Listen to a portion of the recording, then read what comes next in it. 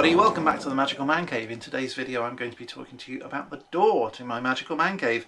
So recently I have got rid of my previous door. Now when I first bought this place, this used to be a garage.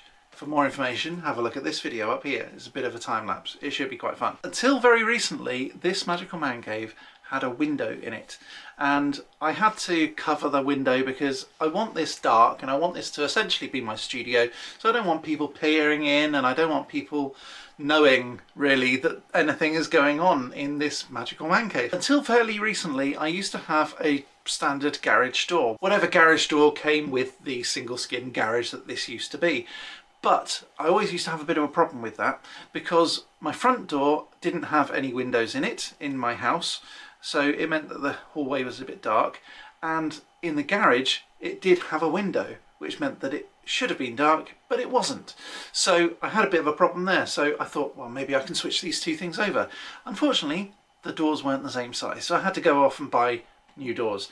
So yesterday, very fresh news, I had a new door fitted on the Magical Man Cave, and it looks like this. I think it's gorgeous because not only is it completely black on the inside as opposed to the garish white that stood out like a sore thumb in the previous Magical Man Cave iteration, but also it's got silicone around the sides that is black, so that all blends in lovely.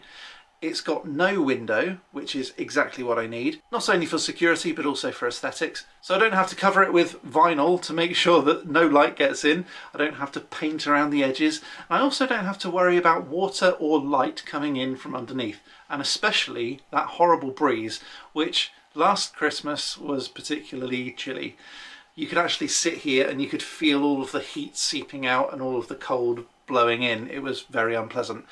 But now, thankfully, I have a solid door. It's got a threshold. It's got like this brush stuff all around it to stop any kind of draft.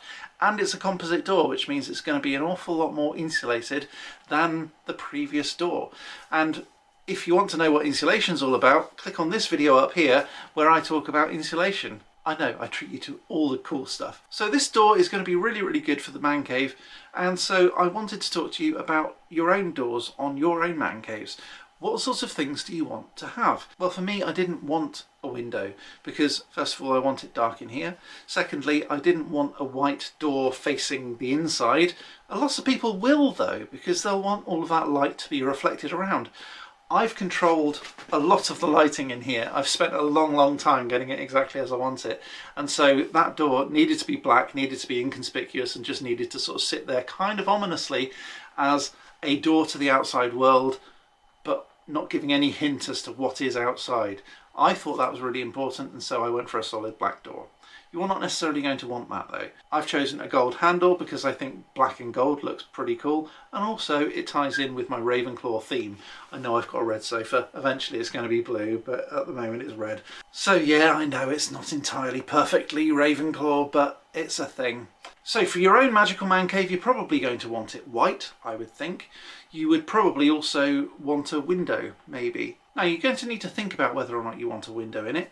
For me, it was not only a security thing, but it was also an aesthetic choice. So if you want to make sure that people can't see in and see the cool stuff that you've got in your man cave, choosing something without a window is probably best for you. It's a personal choice, and a lot of people do choose like bifold doors and patio doors and things like that, things that can really show off and let a lot of light in. If that's your vibe, I'm not going to judge. All I would say is that if you're going to have anything with glazing in it, choose at least double glazing, because you're probably going to want to keep in as much heat as you possibly can, especially if your man cave is external to the house, which a lot of them will be. They'll be at the bottom of the garden or whatever. So have a bit of a think about that. You're definitely going to want a lock on it. You're probably going to want to fill your man cave with all of your hopes and dreams and all of the wonderful little items that I've recommended on previous videos, including this one up here for the top 10 man cave must-haves. So doors are really important. Who'd have thought it? If you like this video, please click that like button, subscribe and ding that bell, share it with your friends, and although you can't become a member just yet, when you can, I'll put the links down in the description. Thanks very much for watching. I'll be back next time with some more magical awesomeness, but until next time, as always, Magical.